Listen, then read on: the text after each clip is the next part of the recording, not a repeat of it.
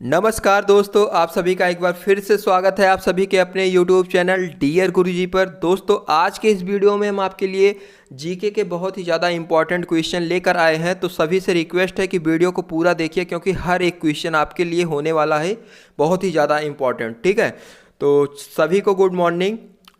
तो आज की क्लास को चलिए शुरू करते हैं। क्लास शुरू करने से पहले मैं आपको बताना चाहूँगा कि जिन लोगों को नहीं पता है कि मेरे क्लास की टाइमिंग क्या है, तो उन लोगों को मोबाइल स्क्रीन पर शो हो रहा है। हमारे 3 क्लासेस प्रोवाइड किए जाते हैं। आप चाहिए तो इसका स्क्रीनशॉट भी खींच सकते हैं। ठीक है, और चलिए आज की वीडियो को शुरू करते हैं। आप लोग हमारे चैनल को भी सब्सक्राइब करिए, जिससे कि आने वाले सभी वीडियोज़ के नोटिफिकेशन आप सभी को आसानी से मिलते रहे। तो देखिए, आपका जो 26वां क्वेश्चन है बहुत ही ज़्यादा इंपॉर्टेंट है। इसमें आपसे पूछा जा रहा है कि मूक घाटी साइलेंट वैली कहाँ पर स्थित है। सभी लोग जवाब दीजिए फटाफट इसका। तो इसमें जितने भी लोग का ऑप्शन नंबर ए है केरल, वो लोग यहाँ पर बिल्कुल करेक्ट हो जाएंगे। केरल जो आपका है,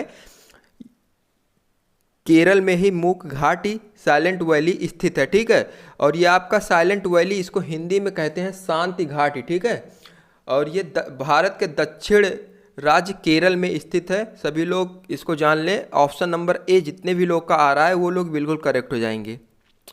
चलिए बढ़ते अपने अगले क्वेश्चन की तरफ। अगला क्वेश्चन आपसे पूछा जा रहा है कि भारतीय शास्त्रीय नृत्य को विदेशों में कितने लोकप्रिय, कितने नहीं यहाँ पर होना चाहिए, किसने लोकप्रिय बनाया। ठीक है, ऑप्शन नंबर इसमें कौन सा आपका सही है। भारतीय राष्ट्रीय नृत्य को विदेशों में, मतलब विदेशों में किसने लोकप्रिय बनाया। सभी लोग ध्यान दें। तो यहाँ पर जितने लोगों का ऑप्शन नंबर ए आ रहा है, ठीक है, वो लोग यहाँ पर बिल्कुल करेक्ट हो जाएंगे। रविशंकर जी ने कहाँ पर विदेशों में भारतीय नृत्य को लोकप्रिय बनाया। तो ऑप्शन नंबर ए बिल्कुल करेक्ट हो जाएगा, जितने लोग का ऑप्शन है। ठीक है, और साथ ही साथ मैं आपको बताना चाहूँगा कि जो भारत में आधुनिक नृत्य है, इसके जन्मदाता भी इन्हें माना जाता है। ठीक है, ऑप्शन नंबर एक बिल्कुल करेक्ट हो जाएगा। चलिए बढ़ते अपने अगले क्वेश्चन की तरफ। अगला क्वेश्चन आपसे पूछा जा रहा है, भारत का सबसे बड़ा एकल द्वीप सुदूर दक्षिण में कौन सा है। सभी लोग ध्यान दें, 28वां क्वेश्चन बहुत ही इंपॉर्टेंट है। भारत का सबसे बड़ा एकल द्वीप सुदूर दक्षिण में कौन सा है। तो इसमें आपका कौन सा ऑप्शन सही हो जाएगा। तो यहाँ पर जितने भी लोग का option number D great Nicobar द्वीप आ रहा है, वो लोग यहाँ पर बिल्कुल करेक्ट हो जाएंगे। ठीक है, ग्रेट निकोबार द्वीप ये आपका सबसे बड़ा निकोबार द्वीप माना जाता है भारत में। ये दक्षिण के साइड में स्थित है। सभी लोग ध्यान दें कि यह भारत का दक्षिणतम बिंदु भी माना जाता है। इसे क्या कहते हैं, भारत का दक्षिणतम बिंदु भी कहते हैं। तो ऑप्शन नंबर डी जितने भी लोग का है वो लोग यहाँ पर बिल्कुल सही हो जाएंगे। तो चलिए बढ़ते अपने अगले क्वेश्चन की तरफ। आप लोगों से रिक्वेस्ट है कि वीडियो को पूरा देखिए, क्योंकि हर एक क्वेश्चन बहुत ही ज़्यादा इम्पॉर्टेंट होता है और होने वाला है इस वीडियो में। ठीक है, तो 29वां क्वेश्चन जो आपसे पूछा जा रहा है कि भारत का रूर किस नदी बेसिन को कहा जाता है। सभी लोग जवाब दें इसका। तो यहाँ पर जितने भी लोग का ऑप्शन नंबर ए आ रहा है दामोदर, वो लोग यहाँ पर बिल्कुल करेक्ट हो जाएंगे। दामोदर नदी को भारत का रूर बेसिन कहा जाता है। ठीक है, ऑप्शन नंबर ए जितने भी लोग का है वो लोग यहाँ पर बिल्कुल करेक्ट हो जाएंगे। और साथ ही साथ मैं आपको बताना चाहूँगा, जो दामोदर नदी आपकी है, ये पश्चिम बंगाल तथा झारखंड में बहने वाली एकमात्र नदी है। ठीक है, चलिए बढ़ते अपने अगले क्वेश्चन की तरफ। सभी लोग जवाब देते हुए चलिए, जिससे कि आप लोगों का भी रिवीजन होता रहे। पहले जैन तीर्थकर कौन थे। तो 30वें क्वेश्चन में जिनका ऑप्शन जो भी है वो लोग कमेंट में बताएं। तो 30वें क्वेश्चन में आपका जो ऑप्शन नंबर बी है ऋषभ देव, ये आपके बिल्कुल करेक्ट हो जाएंगे। ठीक है, ऋषभ देव आपका बिल्कुल सही आंसर है। और ऋषभ देव के बारे में मैं आपको बताना चाहूँगा कि ऋषभ देव जैन धर्म के संस्थापक, और ये तो आपको पता ही है कि ये प्रथम तीर्थकर थे, क्वेश्चन में ही दिया गया है। और इसके साथ ये भी जान लें आप कि ऋषभ देव जो थे वो जैन धर्म के संस्थापक भी माने जाते हैं। तो ऑप्शन नंबर बी जितने भी लोग का आ रहा है वो लोग यहाँ पर बिल्कुल करेक्ट हो जाएंगे। चलिए दोस्तों बढ़ते अपने अगले क्वेश्चन की तरफ। अगला क्वेश्चन आपसे पूछा जा रहा है कि भारत में निम्नलिखित में से किस प्रकार के वन का सबसे बड़ा क्षेत्र है। ठीक है, भारत में ऐसा कौन सा वन है जिसका क्षेत्र सबसे बड़ा है। तो यहाँ पर जितने भी लोग ऑप्शन नंबर सी जवाब दे रहे हैं वो लोग यहाँ बिल्कुल करेक्ट हैं। उष्णकटिबंधीय, ठीक है, नम पर्वतीय वन, ये आपका ऑप्शन नंबर सी बिल्कुल सही हो जाएगा। ठीक है, जितने भी लोग का ऑप्शन नंबर सी आ रहा है वो लोग यहाँ पर बिल्कुल करेक्ट हो जाएंगे। भारत में उष्णकटिबंधीय जो क्षेत्र है ये सबसे बड़ा क्षेत्र है, और दूसरे स्थान पर जो है उष्णकटिबंधीय आंध्र पर्णपाती वन है। ठीक है, दूसरे स्थान पे कौन है? उष्णकटिबंधीय आंध्र पर्णपाती वन। सभी लोग ध्यान दीजिए, ये भी इम्पॉर्टेंट है। पहला स्थान तो आप सभी को पता है, लेकिन दूसरा स्थान क्या है सभी को मैंने बताया, आप चाहिए तो उसको नोट कर लीजिए। ठीक है, चलिए बढ़ते हैं अपने अगले क्वेश्चन की तरफ। अगला क्वेश्चन आपसे पूछा जा रहा है कि कौन सी कोटि BIOS को सर्वोत्तम परिभाषित करती है। 32वां क्वेश्चन ध्यान से देखिए सभी लोग। इसमें आपसे पूछा जा रहा है कि कौन सी कोटि BIOS को सर्वोत्तम परिभाषित करती है। तो 32वें क्वेश्चन में यहाँ पर जितने भी लोग का ऑप्शन जो है वो लोग कमेंट में बताएं। तो ऑप्शन नंबर सी जो है आपका बिल्कुल करेक्ट हो जाएगा। फर्मवेयर, यहाँ पर जितने भी लोग का ऑप्शन आ रहा है वो लोग यहाँ पर बिल्कुल करेक्ट हो जाएंगे। अच्छा, इसका BIOS का इसका फुल फॉर्म क्या है, इसका मतलब क्या है, आप लोग ये भी जान लीजिए। यह एक विशेष कार्यक्रम है जो किस में काम आता है, रोम चिप में संग्रहित किया जाता है। और साथ ही साथ आपको मैं बताना चाहूँगा कि BIOS का फुल फॉर्म क्या है। इसका फुल फॉर्म है आपका बेसिक इनपुट आउटपुट सिस्टम। ठीक है, आप चाहिए तो इसे नोट कर लीजिए। हम बोल रहे हैं, आप लोग कॉपी पेन साथ में रखिए, जो इम्पॉर्टेंट पॉइंट आपको बताया जाए उसे आप नोट किया करिए। तो BIOS का मतलब क्या हो जाएगा, बेसिक इनपुट आउटपुट सिस्टम। सभी लोग का ऑप्शन नंबर सी फर्मवेयर सही हो जाएगा। चलिए बढ़ते अपने अगले क्वेश्चन की तरफ। अगला क्वेश्चन आपसे क्या पूछा जा रहा है कि समुद्री जल का औसतन खारापन होता है, कितना प्रतिशत खारा होता है समुद्र का जल, ये आपसे पूछा जा रहा है। तो यहाँ पर जितने भी लोग जानते हैं सभी लोग जवाब दें। तो ऑप्शन नंबर सी आपका क्या है, 3.5% जल समुद्र का खारापन होता है। ठीक है, इसमें मतलब औसतन 3.5 जो है इतना जल समुद्र का खारा होता है। तो ऑप्शन नंबर सी यहाँ पर जितने भी लोग जवाब दे रहे हैं वो लोग यहाँ पर बिल्कुल करेक्ट हो जाएंगे। ठीक है, ऑप्शन नंबर सी 3.5%। चलिए बढ़ते अपने अगले क्वेश्चन की तरफ। अगला क्वेश्चन आपसे क्या पूछा जा रहा है, निम्नलिखित में से एक गैर योजना व्यय का सबसे महत्वपूर्ण आइटम कौन सा है। ठीक है, इसमें से आपको एक बताना है कि जो सबसे महत्वपूर्ण है गैर योजना का। तो सभी लोग ध्यान दीजिए, इसमें जो आपका 34वां क्वेश्चन है, जिनको भी पता है इसका कमेंट में ज़रूर जवाब दें, क्योंकि आप लोग के रिवीजन के लिए बहुत ही ज़्यादा इंपॉर्टेंट होता है ये चीज़। तो ऑप्शन नंबर ए, ब्याज का भुगतान करना, ये गैर योजना का व्यय का सबसे महत्वपूर्ण आइटम है। ठीक है, तो जितने भी लोग का ऑप्शन नंबर ए आ रहा है वो लोग यहाँ पर बिल्कुल करेक्ट हो जाएंगे। और साथ ही साथ आप ये भी जान लें कि ये जो गैर योजना है आपकी, इसका जो दूसरा महत्वपूर्ण भाग है रक्षा व्यय, ये होता है। और बिल्कुल इम्पॉर्टेंट है ये आपके लिए जानना। आपको पता ही है कि गैर योजना जो है व्यय का सबसे महत्वपूर्ण भाग ब्याज अदायगी होता है। ठीक है, क्या होता है इसका सबसे महत्वपूर्ण भाग, ब्याज अदायगी। तो जितने भी लोग का ऑप्शन नंबर ए आ रहा है ब्याज का भुगतान, वो लोग यहाँ पर बिल्कुल करेक्ट हो जाएंगे। चलिए बढ़ते अपने अगले क्वेश्चन की तरफ। अगला क्वेश्चन आपसे क्या पूछा जा रहा है, अगला क्वेश्चन आपसे पूछा जा रहा है कि विश्वविद्यालय अनुदान आयोग का गठन किसकी सिफारिश पर किया गया। 35वां क्वेश्चन, सभी लोग ध्यान दें। विश्वविद्यालय अनुदान आयोग का गठन किसकी सिफारिश पर किया गया।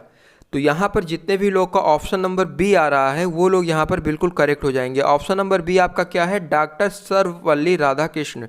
ठीक है, तो ऑप्शन नंबर बी आपका बिल्कुल करेक्ट हो जाएगा। और साथ ही साथ आपको मैं बताना चाहूँगा कि इसकी स्थापना जो हुई थी 4 नवंबर सन 1948 ईस्वी में हुई थी। कब हुई थी, 4 नवंबर सन 1948 ईस्वी में। सभी लोग ध्यान दीजिए, आप इसको नोट भी कर सकते हैं। तो बहुत ही इंपॉर्टेंट क्वेश्चन था, सभी लोग इसको नोट कर लीजिए, 4 नवंबर 1948। चलिए बढ़ते अपने अगले क्वेश्चन की तरफ। अगला क्वेश्चन आपसे पूछा जा रहा है कि कौन सा पठार भारत की खनिज दिल के देश के रूप में माना जाता है। ठीक है, भारत का खनिज दिल के देश मतलब देश का दिल माना जाता है, किस रूप में, भारत के खनिज के रूप में। तो सभी लोग जवाब दीजिए इसका। तो 36वें क्वेश्चन में जितने भी लोग का ऑप्शन नंबर जो है वो लोग कमेंट में बताएं। तो ऑप्शन नंबर बी आपका क्या है, छोटा नागपुर पठार। जितने भी लोग ऑप्शन बी जवाब दे रहे हैं वो लोग यहाँ पर बिल्कुल करेक्ट हो जाएंगे। छोटा नागपुर पठार, इसको क्या माना जाता है, खनिज के क्षेत्र में देश का दिल, मतलब भारत का दिल माना जाता है खनिज के क्षेत्र में, ठीक है। और यहाँ पर जो आपको मैं बताना चाहूँगा, ये छोटा नागपुर जो है यहाँ पर खनिज का हृदय स्थल इसलिए इसे कहते हैं क्योंकि यहाँ पर बहुत सारे खनिज आपको प्राप्त होते हैं। इसमें अभ्रक, लौह अयस्क, बॉक्साइट और कोयला बहुत ही अधिक मात्रा में पाया जाता है, ठीक है।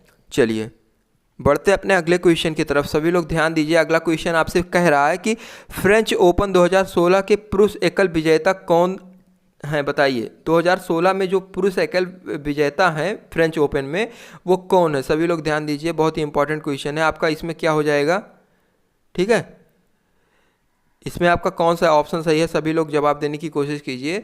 तो 37वें क्वेश्चन में जितने भी लोग का ऑप्शन नंबर बी आ रहा है वो लोग यहाँ पर बिल्कुल करेक्ट हो जाएंगे, ठीक है। नोवाक जोकोविच, ये आपके बिल्कुल करेक्ट हो जाएंगे। ये आपके इंग्लैंड के प्लेयर हैं, आप ये भी जान लीजिए। नोवाक जोकोविच, जितने भी लोगों का ऑप्शन आ रहा है वो लोग यहाँ पर बिल्कुल सही हैं। चलिए अगला क्वेश्चन आपसे पूछा जा रहा है कि निम्नलिखित में से कौन सा पदार्थ समुद्र से निकाली गई है, ठीक है। इसमें से देखिए आपका चूना पत्थर ये समुद्र से निकाला गया है कि कोबाल्ट की बलुआ या ब्रोमीन, सभी लोग जवाब दीजिए इसका। 38वां क्वेश्चन आप लोगों के लिए भी बहुत ज़्यादा इंपॉर्टेंट है, ठीक है। तो इसमें जितने भी लोग का ऑप्शन ब्रोमीन का रासायनिक नाम Br होता है, तो जितने भी लोग का ऑप्शन ब्रोमीन आ रहा है ऑप्शन नंबर डी, वो लोग यहाँ पर बिल्कुल करेक्ट हो जाएंगे, ठीक है।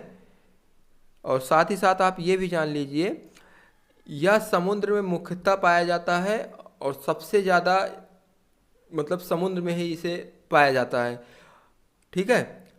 और इसके बारे में मैं आपको बताना चाहूँगा कि इसमें ये जो ब्रोमीन है सबसे पहले कब पाया गया था समुद्र में, सन 1826 ईस्वी में, ठीक है। ब्रोमीन का सबसे पहला जो इसमें सबसे पहले जो मिला था यहाँ पर समुद्र में, ये कब मिला था, सन 1826 ईस्वी में। तो उम्मीद करता हूँ कि आप लोगों को समझ में आ गया होगा कि ब्रोमीन क्या है और ये समुद्र में सबसे अधिक मात्रा में पाया जाता है। और इसको कब पाया गया था सबसे पहले, 1826 ईस्वी में। चलिए अगले क्वेश्चन की तरफ बढ़ते हैं। अगला क्वेश्चन आपसे पूछा जा रहा है कि पश्चिमी विक्षोभ जिस कारण उत्तर पश्चिम भारत में बारिश होती है उसका उत्पत्ति स्थल है, ठीक है। यहाँ पर ध्यान दीजिए, आपसे पूछा क्या जा रहा है कि पश्चिमी जो विक्षोभ है इसका उत्तर पश्चिम भारत में इसके कारण क्या होता है, उत्तर पश्चिम में बारिश होता है, तो उसकी उत्पत्ति का स्थल कौन सा है। तो सभी लोग जवाब दीजिए। 39वें क्वेश्चन में जितने भी लोग का ऑप्शन नंबर सी आ रहा है भूमध्य, वो लोग यहाँ पर बिल्कुल करेक्ट हो जाएंगे, ठीक है। भूमध्य आपका बिल्कुल करेक्ट आंसर है। और साथ ही साथ ये भी आप जान लें कि ये जो भूमध्य सागर है ये आंध्र महासागर और कुछ हद तक कैल्सियम सागर में नमी लाकर उसे अचानक वर्षा करने के लिए प्रभावित करता है, ठीक है। ये किसके कारण प्रभावित होता है, भूमध्य सागर और आंध्र सागर, इन दोनों के मिश्रण के कारण ये वर्षा करने में सहायता प्रदान करता है। तो जितने भी लोग का ऑप्शन नंबर सी है वो लोग यहाँ पर बिल्कुल करेक्ट हो जाएंगे। चलिए आपका जो 40 नंबर क्वेश्चन है बहुत ही ज़्यादा इंपॉर्टेंट है। इसमें आपसे पूछा जा रहा है कि निम्नलिखित में से कौन सबसे प्रमुख वस्त्र निर्माण केंद्र हैं, ठीक है। वस्त्र का निर्माण सबसे अधिक कहाँ पर होता है, सभी लोग जवाब दें, ठीक है। बहुत ही इंपॉर्टेंट क्वेश्चन है। तो यहाँ पर आपका कौन सा ऑप्शन सही हो जाएगा, 40 नंबर क्वेश्चन में जितने भी लोगों का ऑप्शन जो भी है वो लोग कमेंट में करके ज़रूर बताएं। तो यहाँ पर आपका जो ऑप्शन नंबर बी है सूती वस्त्र, जितने भी लोगों का ऑप्शन आ रहा है वो लोग यहाँ पर बिल्कुल करेक्ट हो जाएंगे, ठीक है। सूती वस्त्र जो है ये आपका सबसे ज़्यादा कहाँ पर, देखिए यहाँ पर एक मिसप्रिंट हो गया है, यहाँ पर निम्नलिखित में से कौन सबसे प्रमुख सूती वस्त्र निर्माण केंद्र है, ठीक है। यहाँ पर आप सूती ऐड कर सकते हैं, सूती वस्त्र निर्माण। तो सूती वस्त्र निर्माण का सबसे अधिक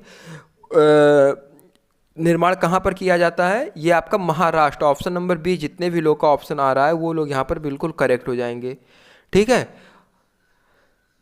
चलिए बढ़ते हैं। सबसे पहले आप मैं आपको ये भी बताना चाहूँगा कि सन 1818 ईस्वी में यहाँ पर महाराष्ट्र में सूती वस्त्र को बनाना स्टार्ट किया गया था। ये थोड़ा इम्पॉर्टेंट है, आप लोग जाने रहे हैं, ठीक है।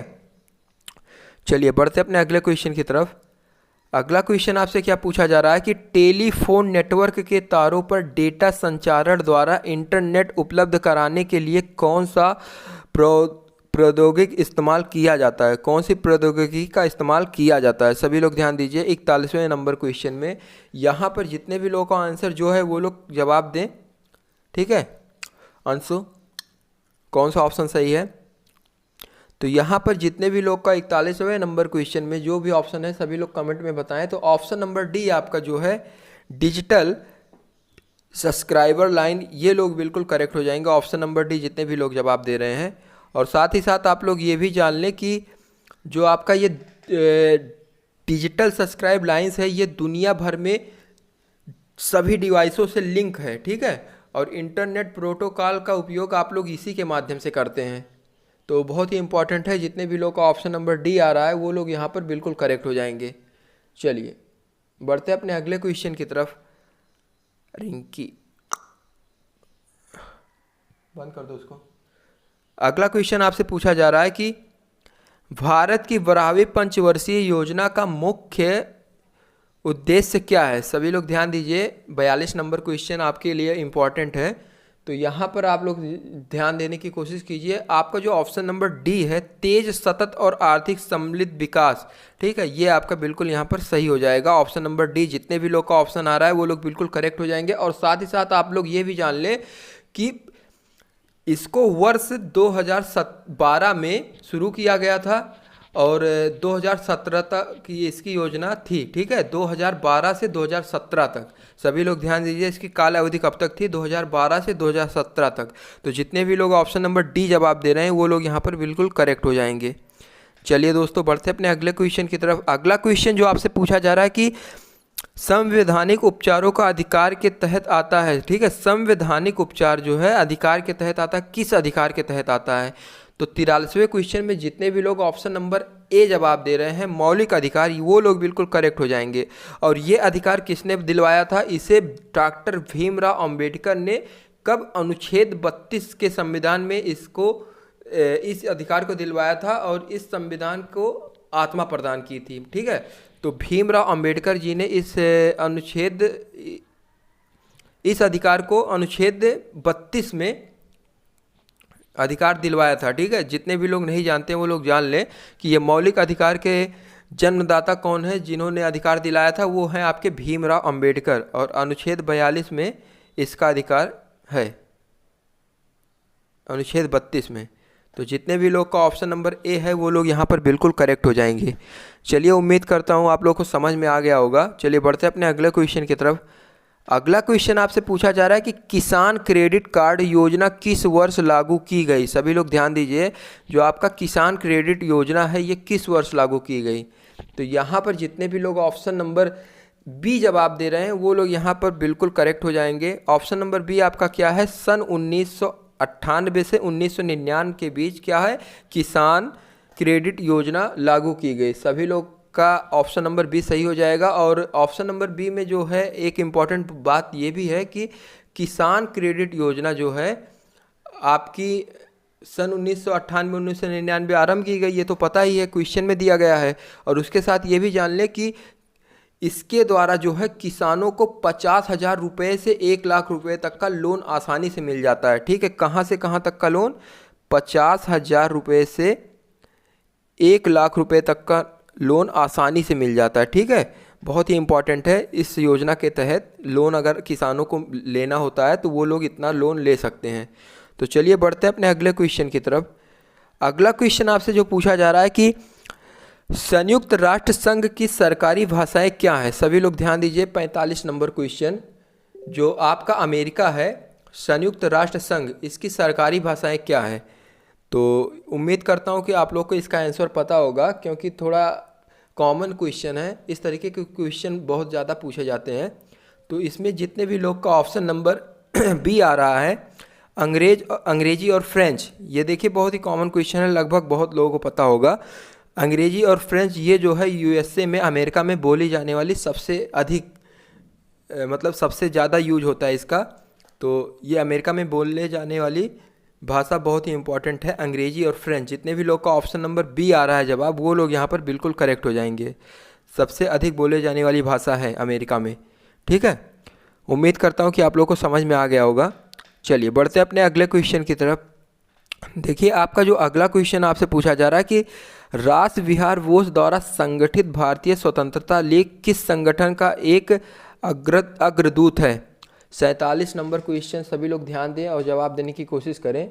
तो यहाँ पर जितने भी लोगों का ऑप्शन नंबर बी आ रहा है वो लोग यहाँ पर बिल्कुल करेक्ट हो जाएंगे। ठीक है, भारतीय राष्ट्रीय फौज, यहाँ पर ऑप्शन नंबर बी क्या है, भारतीय राष्ट्रीय फौज, ये आपका बिल्कुल करेक्ट हो जाएगा। और साथ ही साथ आप ये भी जान लें कि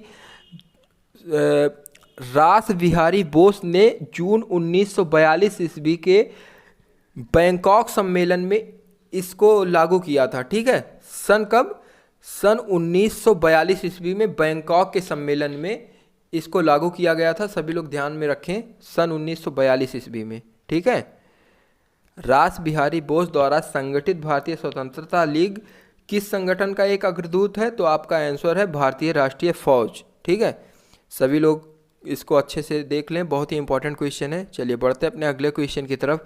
अगला क्वेश्चन आपसे क्या पूछा जा रहा है कि निम्नलिखित में से कौन से महत्वपूर्ण व्यक्ति सभी 3 गोलमेज सम्मेलन में भाग लिए थे। ठीक है, ध्यान दीजिए यहाँ पर क्या आपसे पूछा जा रहा है, निम्नलिखित में से कौन से महत्वपूर्ण व्यक्ति थे जो सभी 3 गोलमेज सम्मेलन में भाग लिए थे। तो यहाँ पर जितने भी लोग का 48वें नंबर क्वेश्चन में जो भी ऑप्शन है सभी लोग कमेंट में बताएं। तो यहाँ पर आपका ऑप्शन नंबर डी जो है आपका बिल्कुल करेक्ट है, डॉक्टर भीमराव अंबेडकर। ठीक है, वी आर अम्बेडकर आपके बिल्कुल करेक्ट हो जाएंगे। तो ऑप्शन नंबर डी आपका क्या है, वी आर अम्बेडकर।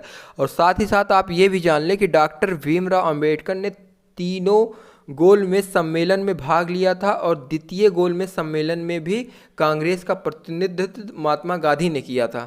ठीक है, और गोलमेज सम्मेलन जो आपका है 12 नवंबर सन 1930 से में किया गया था। ठीक है, कब किया गया था, 12 नवंबर, जो पहला गोलमेज सम्मेलन था वो आपका 12 नवंबर 1930 ईस्वी में किया गया था, और जो दूसरा आपका है वो 7 सितंबर 1931 ईस्वी में किया गया था।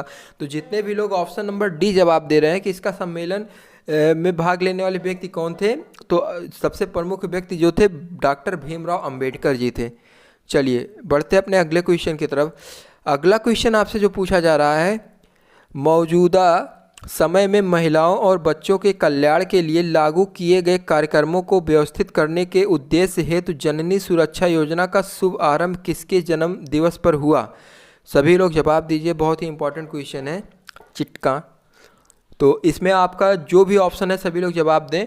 तो ऑप्शन नंबर आपका क्या सही हो जाएगा, ऑप्शन नंबर बी जो है कस्तूरबा गांधी। जितने भी लोग ऑप्शन दे रहे हैं, ऑप्शन नंबर बी जवाब दे रहे हैं, वो लोग यहाँ पर बिल्कुल करेक्ट हो जाएंगे। और इनके बारे में मैं आपको बताना चाहूँगा कि जननी सुरक्षा योजना जो है ये 11 अप्रैल 2005 में प्रारंभ की गई थी। ठीक है, और सभी को पता है कि कस्तूरबा गांधी जी हैं जो इनके जन्म दिवस पर ही ये चीज़ शुरू किया गया था। तो ऑप्शन नंबर बी बिल्कुल करेक्ट हो जाएगा जितने भी लोग का है। आपका जो लास्ट क्वेश्चन है सभी लोग ध्यान से देखिए, बहुत ही इंपॉर्टेंट है। इसमें आपसे पूछा जा रहा है कि इकोनॉमिक सर्वे किसके द्वारा प्रकाशित होता है। सभी लोग जवाब दीजिए। इकोनॉमिक मतलब अर्थव्यवस्था के बारे में आपसे बात की जाती है। इकोनॉमिक सर्वे किसके द्वारा प्रकाशित होता है, सभी लोग इसका जवाब देने की कोशिश कीजिए, बहुत ही इंपॉर्टेंट क्वेश्चन है।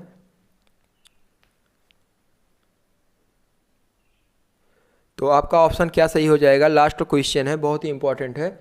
तो यहाँ पर जितने भी लोग का ऑप्शन जो है वो लोग कमेंट बॉक्स में ज़रूर बताएं। तो आपका जो ऑप्शन नंबर सी है ये आपका बिल्कुल करेक्ट हो जाएगा। ठीक है, मिनिस्ट्री ऑफ फाइनेंस। तो आपका ऑप्शन नंबर सी जो है आपका बिल्कुल करेक्ट हो जाएगा। ठीक है, और साथ ही साथ मैं आपको बताना चाहूँगा कि इसमें जो आपका ऑप्शन सी है, इसको हम लोग हिंदी में क्या कहते हैं, आर्थिक समीक्षा भारत सरकार के, आर्थिक समीक्षा भारतीय सरकार के वित्त मंत्रालय द्वारा प्रतिवर्ष प्रकाशित होता है। ठीक है, तो ऑप्शन नंबर सी आपका बिल्कुल करेक्ट हो जाएगा।